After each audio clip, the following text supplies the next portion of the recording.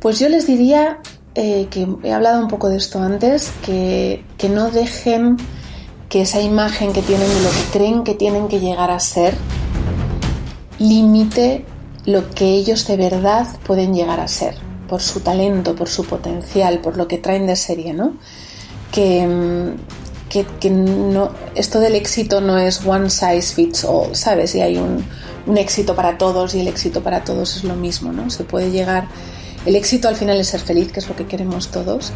Que esto no es independientemente de ganar muchísimo dinero por el camino, ¿eh? O sea, se puede ganar muchísimo dinero y es fantástico, pero el dinero nos hace muy felices cuando viene acompañado de estar cumpliendo ese propósito y de estar desarrollando nuestras capacidades naturales.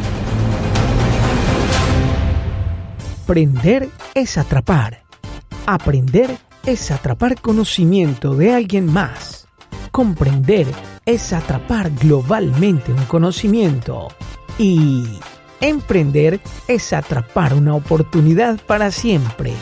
Bienvenidos en Escuchando Ando. Hoy emprenderemos y aprenderemos con... Hola, soy Izanami, creadora del método Notox, y os invito a escuchar el podcast en el que participo en Escuchando Ando. Escuchandoando.com. Amigas y amigos, muy buenos días, tardes o noches, no importa la hora que nos estén escuchando, bienvenidos a Escuchando Ando, hoy con un nuevo episodio, un nuevo invitado, esta vez desde España. Vamos a saludar a Izanami Martínez. Bienvenida a Escuchando Ando, Izanami. Hola, muchas gracias por la invitación. Bueno, pues feliz de tenerte con nosotros y de saber de ti, de tu trabajo y de tu trayectoria. ¿Cómo es que empiezas a emprender si tú estudiaste antropología? ¿Por qué llegaste a la antropología y cómo eso te conectó con el mundo del emprendimiento? Pues fíjate que yo empecé a emprender mientras que estaba estudiando en la universidad. Yo vivía en el sur de España, en Cádiz, en una ciudad pequeñita, y ahí, bueno, pues desde muy pequeñita había hecho danza clásica, mis padres son profesores de yoga, y con 18 años, cuando estaba ya estudiando en la universidad a distancia, pues monté el primer emprendimiento, que era un centro de yoga, danza y pilates. Y este centro lo gestioné y daba clases, tenía profesores, alumnos, tal, hasta que terminé la carrera, hasta que me gradué. Y ahí ya fue cuando me mudé a Madrid a estudiar un MBA y continué emprendiendo, pero ya en el sector digital. ¿Y por qué te inclinaste por el sector digital, que hoy en día parece ser el centro de la estrategia de cualquier negocio? Pues fíjate que fue un poco por casualidad. Yo cuando termino de estudiar el MBA nos envían una oferta desde Rocket Internet para lanzar Glossybox en España, que es este modelo de cajitas de suscripción de belleza. Y nada, me seleccionaron y fue un poco pues por eso, porque me seleccionaron. Y ya fue en este proyecto cuando descubrí el digital y quedé completamente enamorada. O sea, ya me gustaba emprender, pero la agilidad y la capacidad de aprender rápido, de tomar decisiones y de ver los resultados casi en tiempo real que te da el digital, no te lo da ningún otro tipo de emprendimiento, ¿no? ¿En qué consistía lo de Glossybox, que nunca lo conocimos acá en esta zona del planeta?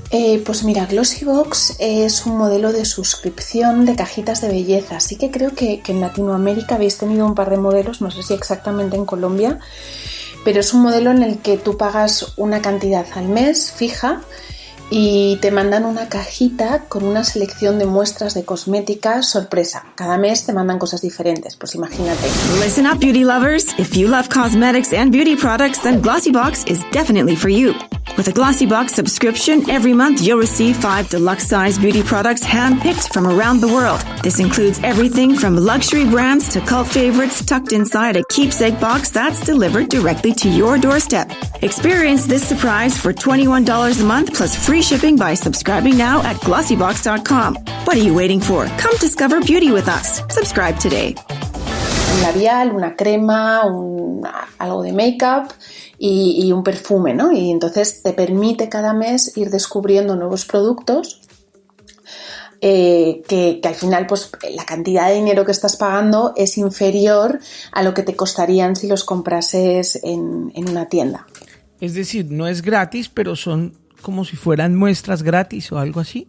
No, no es gratis, tienes que pagar, pero recibes cada mes una selección de muestras de productos de tamaño viaje cuyo precio en el mercado es superior al dinero que tú estás pagando. O sea, esto cómo funciona realmente, lo que hace la empresa es una agencia de marketing para las empresas de cosmética. Entonces, el cliente paga, pero realmente está recibiendo muchísimo más valor de lo que está pagando. ¿Y qué pasó con esa empresa? Pues esa empresa fui country manager desde junio hasta octubre. Y la verdad que fue un periodo muy corto pero muy intenso porque en muy poquitos meses llegamos a tener 15.000 suscriptoras en España, pero una de las cosas que vimos fue que la recurrencia era muy poquita, porque al final a los 4 meses las suscriptoras como que se acababan aburriendo y ya tenían muchísimas muestras, no les daban tiempo a probarlo todo.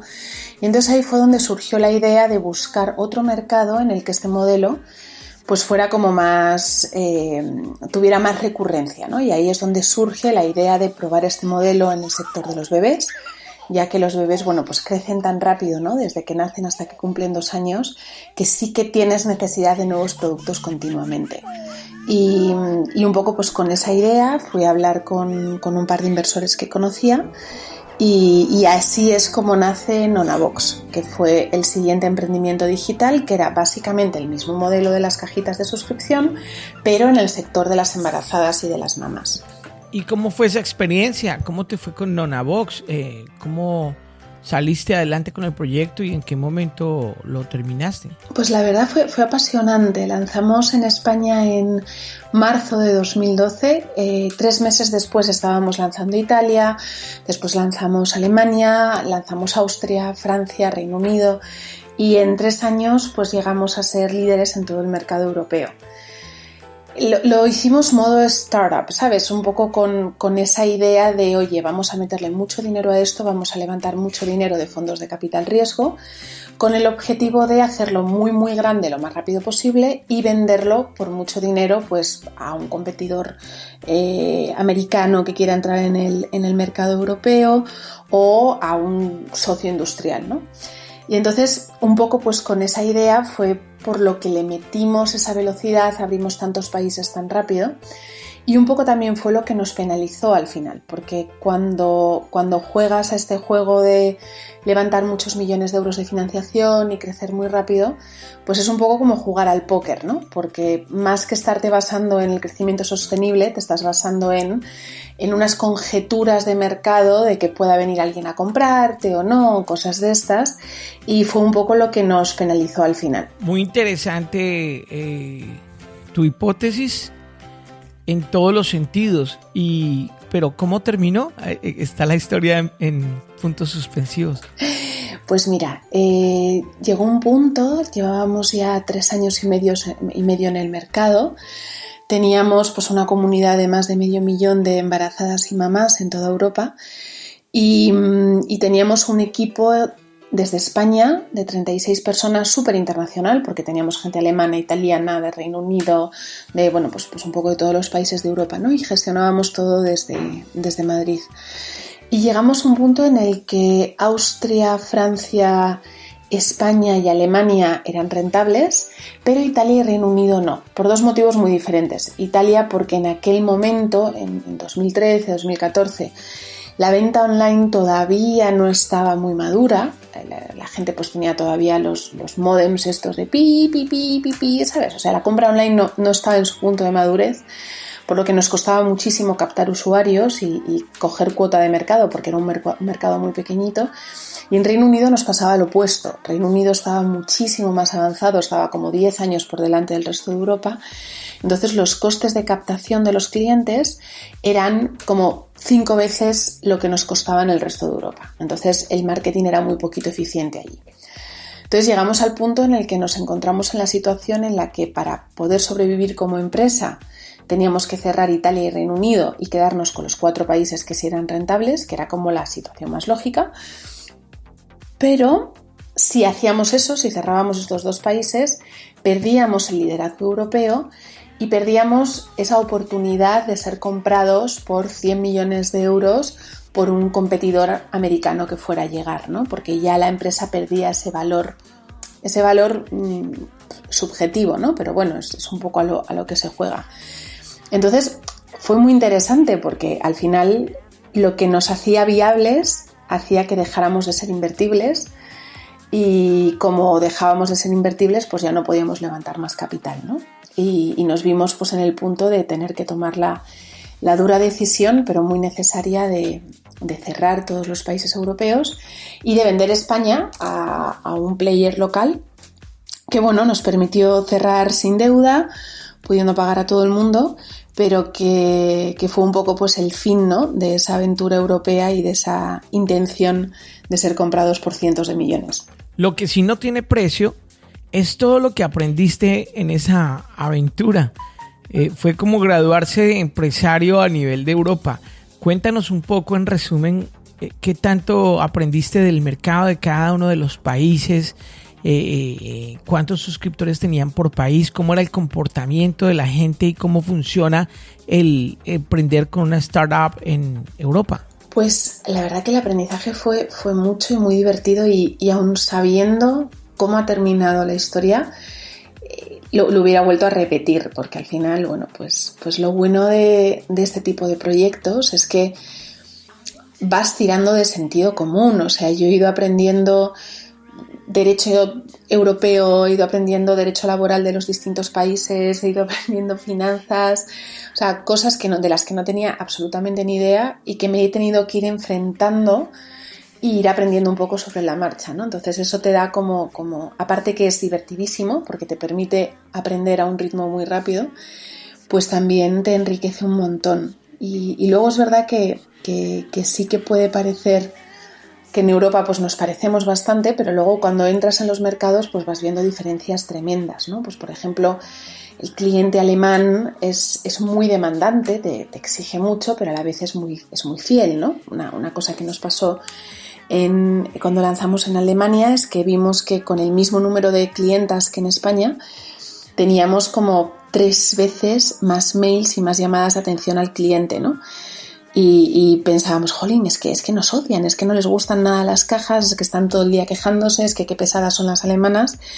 Y luego cuando empezaron a pasar los meses y nos dimos cuenta y pudimos medir, ¿no?, la retención, cuánto tiempo se quedaban las clientes con nosotros, de pronto vimos que la cliente alemana se quedaba casi el doble de tiempo que la española, ¿no?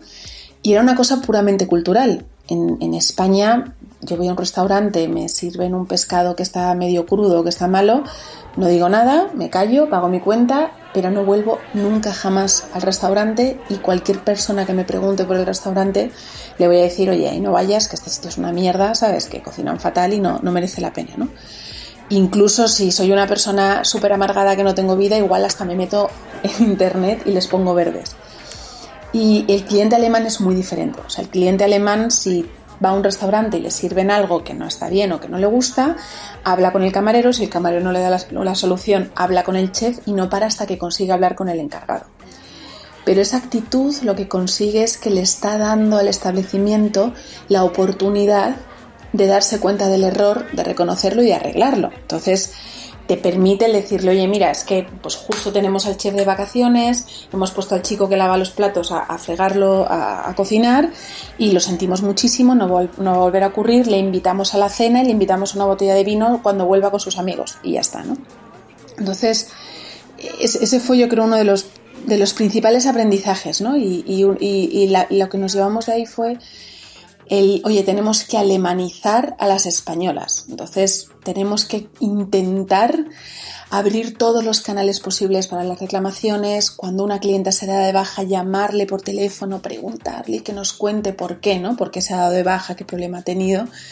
Y fíjate que cuando empezamos a hacer esto, al mes de empezar a llamar a todas las clientas que se daban de baja, cambiamos de proveedor logístico, porque resulta que teníamos un proveedor logístico nefasto que mandaba las cajas incompletas, mandaba productos repetidos, o sea, lo estaba haciendo fatal, se perdían las cajas y las clientas se estaban dando de baja porque el producto no cumplía sus expectativas, y el problema no era el producto, el problema era en las condiciones en las que se estaba enviando, ¿no? y empezar a preguntar a nuestros clientes obsesivamente cada vez que alguien se daba de baja el por qué, el alemanizarlas fue lo que nos permitió descubrir un problema muy grave que estábamos teniendo a nivel de operaciones. Tremenda anécdota. Ahora, hay mucha gente que nos escucha y en cierta medida ha querido entrar al mercado europeo. Tenemos de hecho mucha audiencia en España también, donde hay gente que se prepara a través de los podcasts para empezar a iniciar a proyectar su emprendimiento en toda Europa. ¿Cuáles son las herramientas que le recomendarías a esta gente? ¿Qué leer? ¿Qué investigar? ¿Qué páginas web? ¿Cuáles son las principales fuentes de conocimiento para abrir tu mercado en Europa? Yo te diría que la principal fuente de conocimiento son los propios clientes, es el propio mercado, son las personas. O sea, es verdad que en Google puedes encontrar un montón de datos macro, ¿no? que son súper útiles. Pues oye, porcentaje de gente con acceso a Internet o si tu producto va dirigido a un segmento muy específico de la población. Por ejemplo, en nuestro caso, en Nonabox estábamos dirigidos hacia embarazadas y mamás con niños de menos de 2 años con un poder adquisitivo medio alto, ¿no? Bueno, pues para nosotros la estadística más importante por país era, por un lado, el número de nacimientos anuales y, por otro lado, gente con acceso a Internet y que comprara activamente por Internet, ¿no? Entonces, bueno, cada producto tiene su mercado y cada mercado tiene sus métricas, y para encontrar esas métricas, pues Google es una herramienta fantástica, ¿no? O sea, puedes encontrar todo lo que quieras, ¿no? Pero más allá de eso, que es un poco lo obvio, para mí lo más importante es el cliente o el potencial cliente. Y lo bueno y lo bonito y lo maravilloso de Internet es que cualquier red social te permite hacer encuestas o cuestionarios a cantidades enormes de personas, y ahí es un poco donde está la clave, ¿no? Yo creo que la principal causa de fracaso de muchos proyectos es que estamos vendiendo algo que no quiere nadie y que tendemos a pensar que lo que para nosotros es una solución fantástica y maravillosa a un problema, pues eso es extrapolable al resto de la población, ¿no? Y igual resulta que es que estamos desde nuestra pecera presuponiendo que el resto del mundo tiene las mismas necesidades que nosotros, ¿no? Entonces ahí un poco esa obsesión con preguntar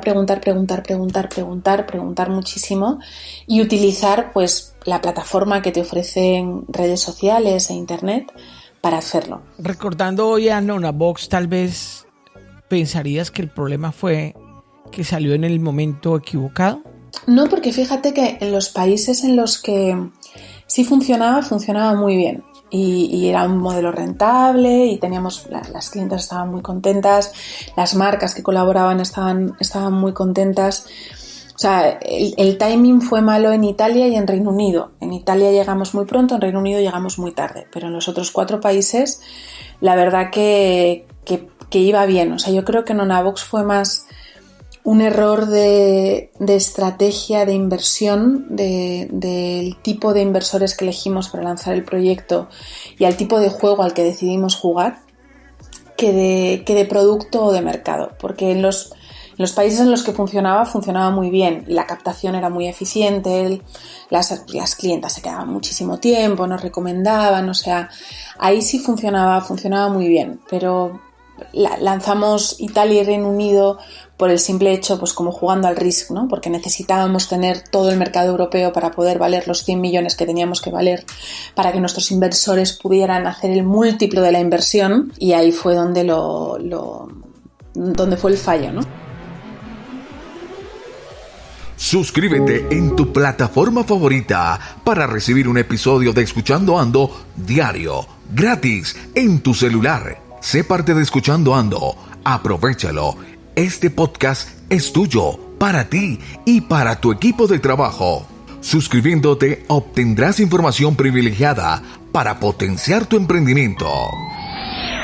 Maná, crianza orgánica. Los peces producidos en los novedosos sistemas de Maná, crianza orgánica, viven en agua purificada constantemente y son criados sin antibióticos ni hormonas, de manera segura, trazable y sostenible. Maná comercializa tu producción de peces, crustáceos y moluscos de consumo humano, así como vegetales orgánicos, y te acompaña en el proceso de principio a fin. La próxima vez que pidas pescado, que sea de Maná. Crianza Orgánica y disfrútalo. Buongiorno, buon pomeriggio, buonanotte. Stiamo in escuchandoando.com. Ci incontrano in YouTube, Spotify, Deezer o la sua piattaforma favorita, che lo possano godere. Tenere un piacere enorme ascoltando tutto questo programma. Grazie, ciao.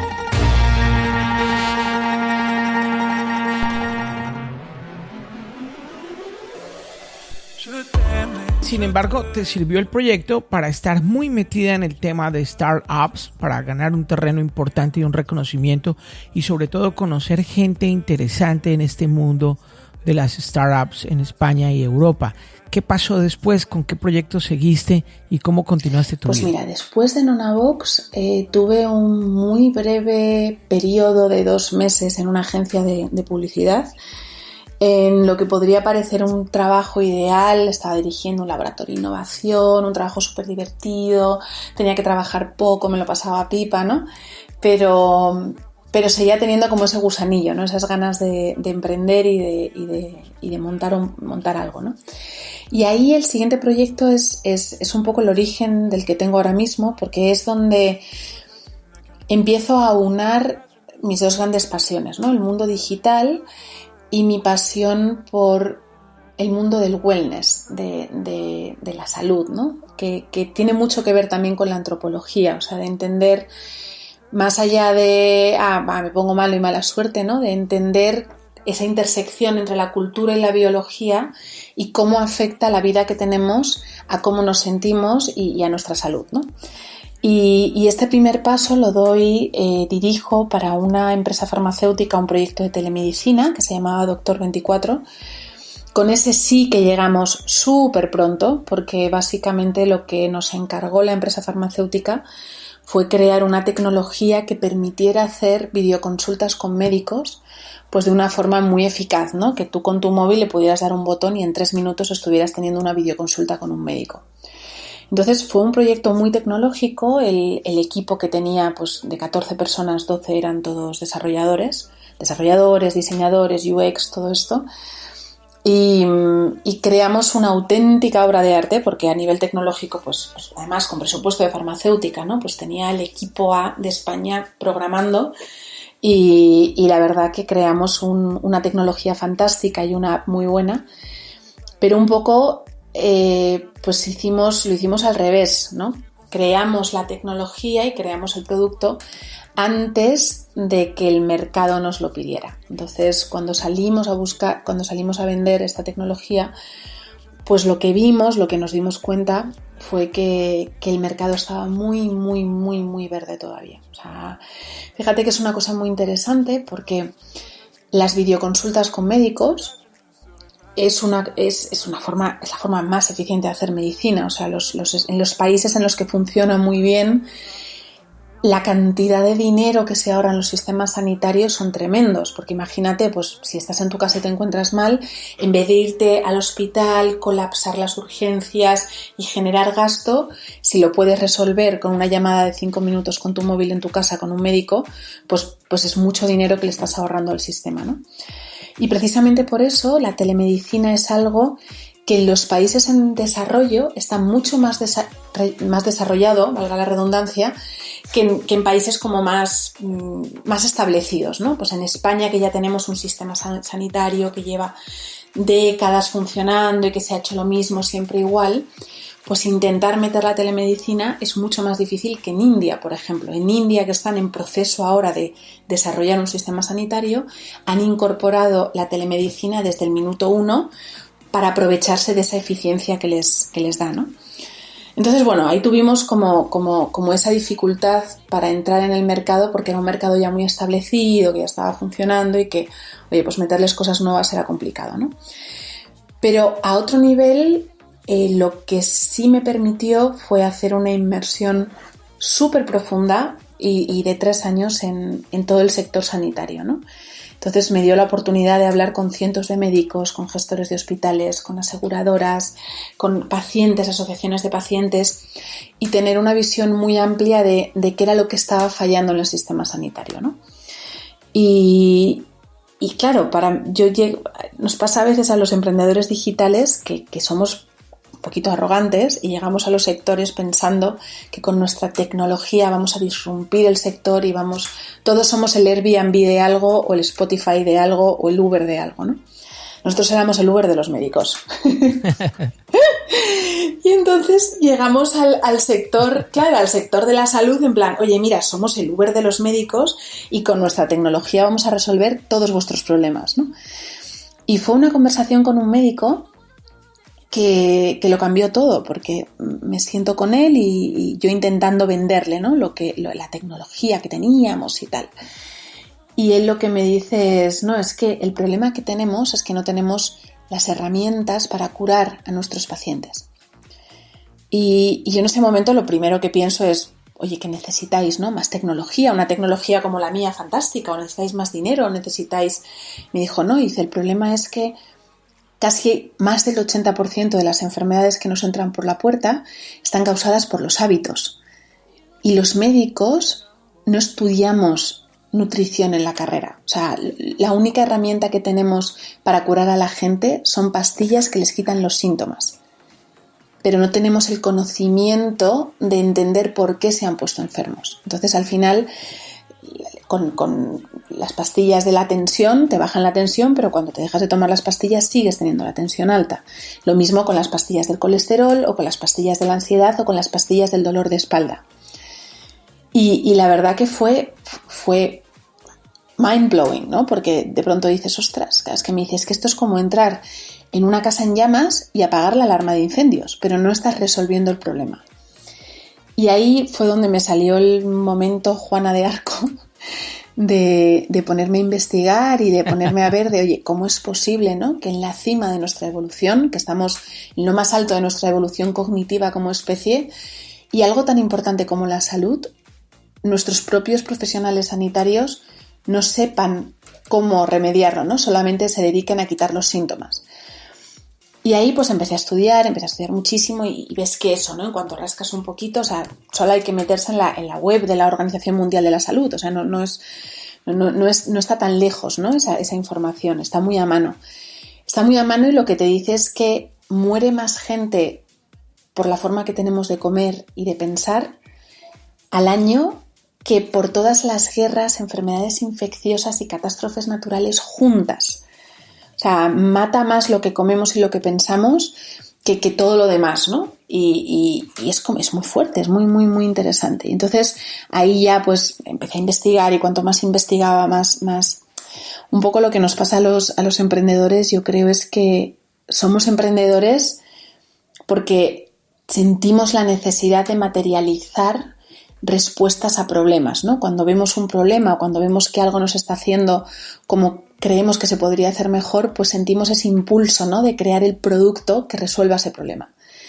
Y a mí no se me ocurría un problema más grande que este que me estaba encontrando, ¿no? Entonces ahí, pues como decía, tuve ese momento Juana de Arco en el que dije, mira, acababa de ser mamá, Bosco tenía menos de un añito y aún así pues dejé el sueldo maravilloso y la seguridad de una empresa farmacéutica y me lancé un poco sin saber cómo lo iba a hacer ni de qué manera a intentar dar ese paso, ¿no? Dar ese paso de toda esa información científica que hay, porque la ciencia sabe exactamente qué cosas nos enferman, cómo hay que comer y cómo hay que pensar y cómo hay que vivir para no tener todas estas enfermedades crónicas, pero esa información está ahí, ¿no? Es como, está en un montón de estudios científicos, pero no es mainstream, no baja la gente, ¿no? Y ese es un poco el propósito de Notox, que es el proyecto con el que estoy ahora, que básicamente lo que hacemos es generar contenido, tanto de vídeo como escrito, como talleres, cursos online, offline, trabajamos con empresa, trabajamos con cliente final, y lo que hacemos es pues poner a la disposición de la gente este conocimiento de una manera como muy práctica para que lo puedan aplicar a su día a día. Y allí empiezas a relacionarte con empresas a las que les ofrecen los servicios puntualmente y casi que a la medida. Sí, hacemos un poco de todo. Creamos desde programas digitales para incluso, estamos empezando a trabajar ahora con muchas escuelas de negocios que nos están pidiendo que hagamos módulos digitales o presenciales de cosas tan importantes como la gestión del estrés o el desbloqueo de la creatividad o cómo aumentar la productividad, ¿no? O sea, un poco de esa visión antropológica de cómo puedo optimizar mis hábitos para sacar el mayor provecho posible de mi biología, del potencial que tengo yo como ser humano, ¿no? Y luego con empresas pues lo mismo, hacemos desde programas digitales, empresas que son muy grandes y que tienen muchísimos empleados deslocalizados incluso alrededor del mundo, pues les hacemos programas digitales para que los puedan ver todos, o programas presenciales en su headquarter donde hacemos talleres de todo lo que te puedas imaginar. Estoy sorprendido gratamente de la capacidad que tienes para reinventarte, para pivotear. ¿Qué podemos decir al respecto? Yo fíjate, creo que ha sido más que una reinvención, un reencuentro, porque una de las cosas que he ido aprendiendo en este camino es que para mí, yo crecí creyendo que la imagen de éxito era la de pues, un CEO, ¿no? Un consejero delegado de una gran empresa multinacional que ganase muchísimo dinero, que tuviese muchísimo poder. Y dediqué pues casi 9 años de mi vida a conseguir eso, ¿no? Y a esforzarme muchísimo y trabajar todas las horas que estaba despierta y darlo absolutamente todo y pausar mi vida personal y familiar y todo para conseguirlo. Y de lo que me di cuenta es que cuando lo conseguí, no solo no era feliz, sino que estaba cada vez más enferma, ¿no? O sea, empezó a tener empecé a pagar un precio físico, emocional y mental muy grande por todo lo que estaba haciendo para intentar llegar ahí, ¿no?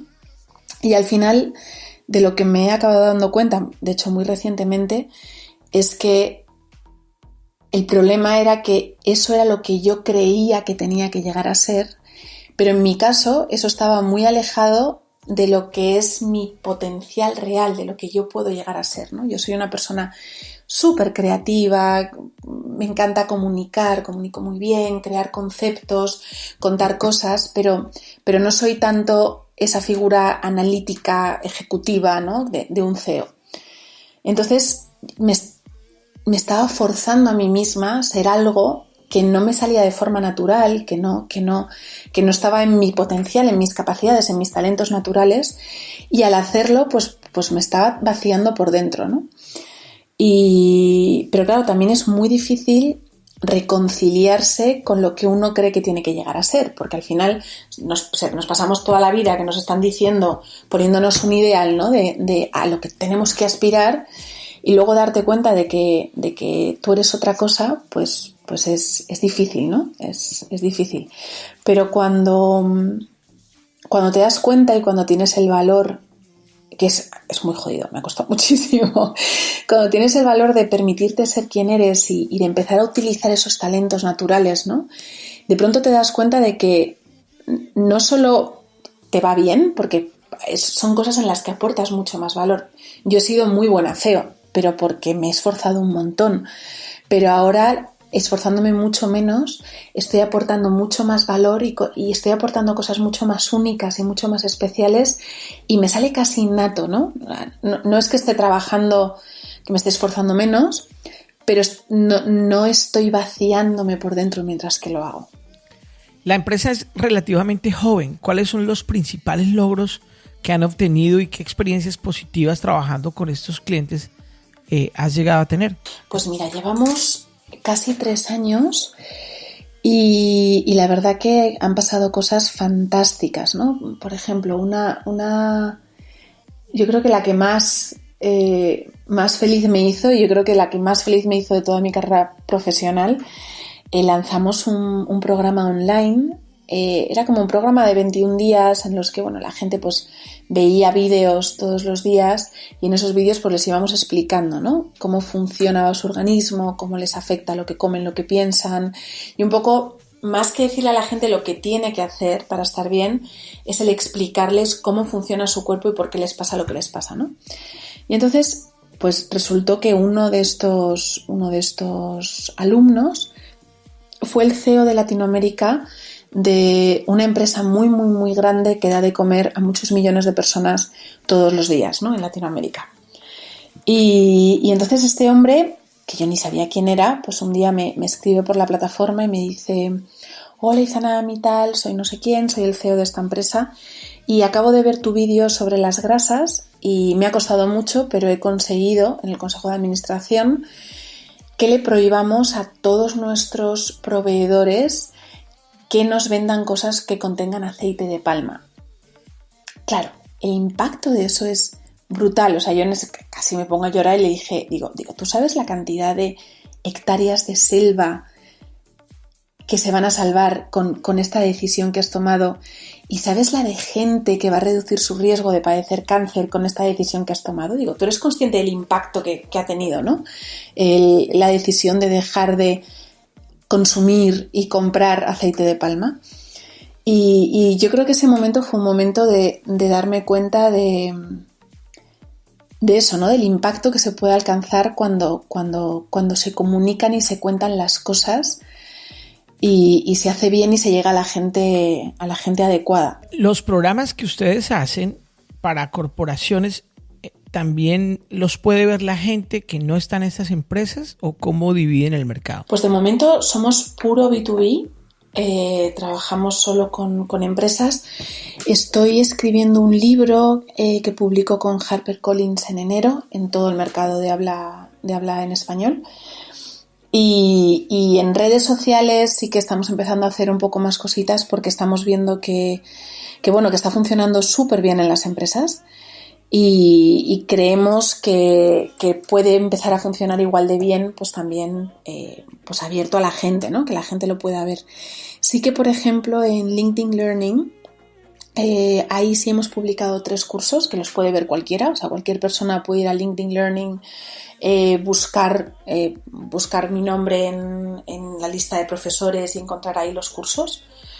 Y la verdad que estamos viendo que están funcionando muy bien y eso nos está animando a abrir, ¿no? Lo que hasta ahora hemos hecho con empresas con tan buenos resultados a todo el mundo. ¿Cuáles consideras que han sido las principales ventajas de iniciar tu negocio de información de bienestar dirigiéndote específicamente a unas compañías y no al mundo entero? Lo bueno que tienen las compañías es que si tienes un buen network, que yo tenía en España, ¿no? de los proyectos anteriores, y si tienes la paciencia, porque los ciclos de venta de B2B son muy largos, si tienes la paciencia de cuidar esas relaciones y de encontrar un cliente, en el momento que lo encuentras, el volumen que te da te puede permitir muy rápidamente pues llegar a un punto de break-even, ¿no? O sea, es verdad que igual tienes que dedicar 3-4 meses a conseguir tu primer gran cliente corporativo,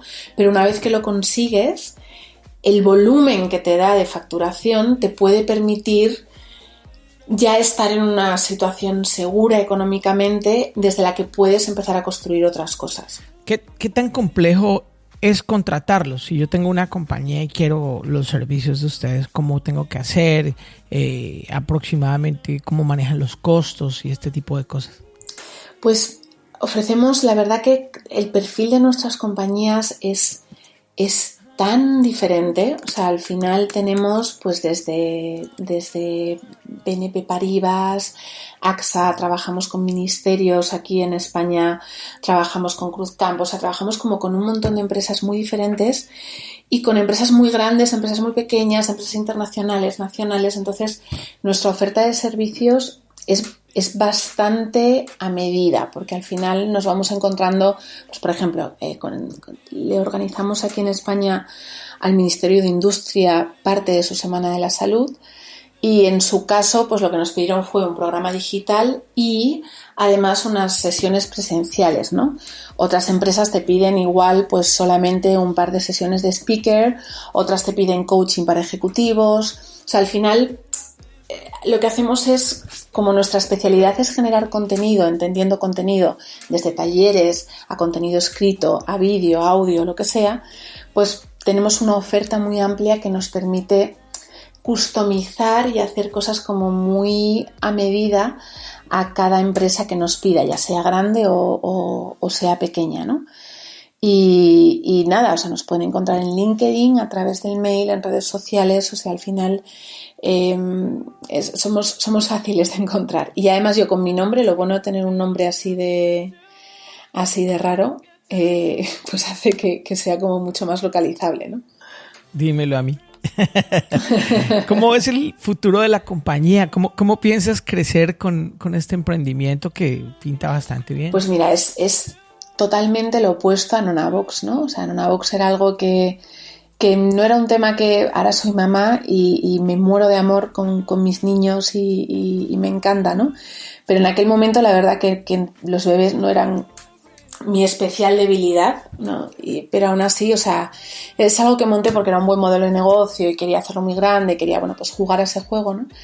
Y Notox es todo lo contrario, o sea, Notox es un proyecto de vida y es lo que quiero estar haciendo el resto de mi carrera profesional. Entonces, bueno, pues es diferente, ¿no? Porque te centras mucho más en la sostenibilidad, en que sea algo rentable, en ir creciendo de forma sostenible poco a poco, no corres tantos riesgos, no, ¿sabes? No lo haces de otra manera, ¿no? Y la verdad es que con los buenos resultados que estamos teniendo de impacto en las vidas de las personas y de mejora a nivel de las empresas, de reducción de los niveles de estrés, de reducción de bajas laborales, todo este tipo de cosas, o sea, está funcionando en el sentido en el que es el más importante, que es el que estamos cambiando la vida de las personas y les estamos ayudando, ¿no?, a estar mejor.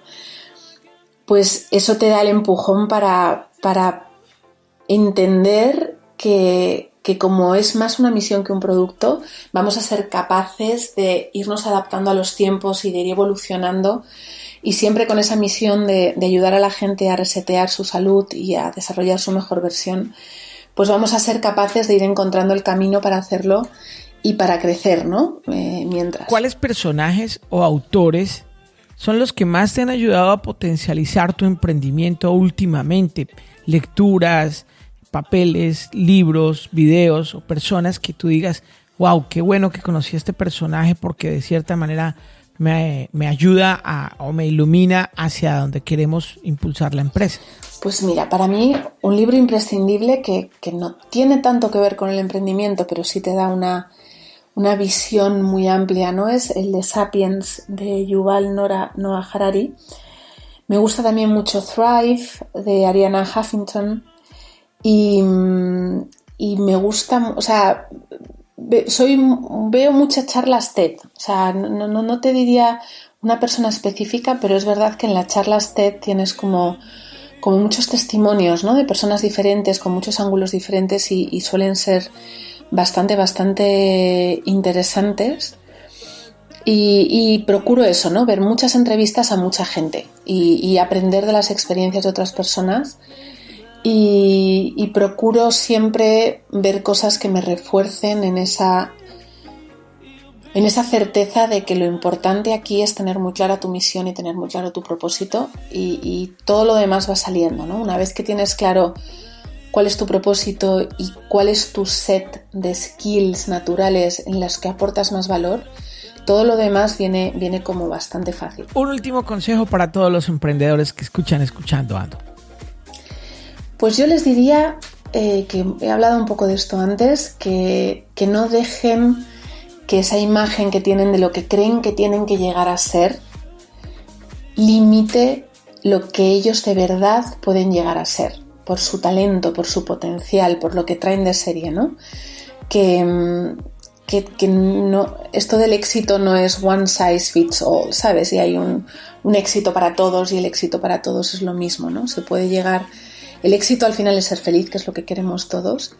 Que esto no es independientemente de ganar muchísimo dinero por el camino, ¿eh? O sea, se puede ganar muchísimo dinero y es fantástico, pero el dinero nos hace muy felices cuando viene acompañado de estar cumpliendo ese propósito y de estar desarrollando nuestras capacidades naturales. Y Sanami Martínez, creadora del método Notox, gracias por estar en Escuchando Ando. Nos vemos pronto y mientras nos vemos nos escuchamos aquí en Escuchando Ando. Estupendo, Gerson. Muchas gracias.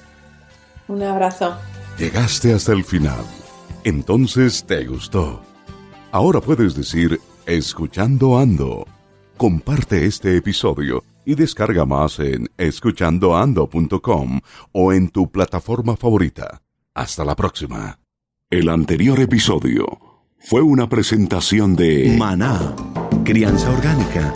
Los peces producidos en los novedosos sistemas de Maná, crianza orgánica, viven en agua purificada constantemente y son criados sin antibióticos ni hormonas, de manera segura, trazable y sostenible. Maná comercializa tu producción de peces, crustáceos y moluscos de consumo humano, así como vegetales orgánicos, y te acompaña en el proceso de principio a fin. La próxima vez que pidas pescado, que sea de Maná, crianza orgánica, y disfrútalo.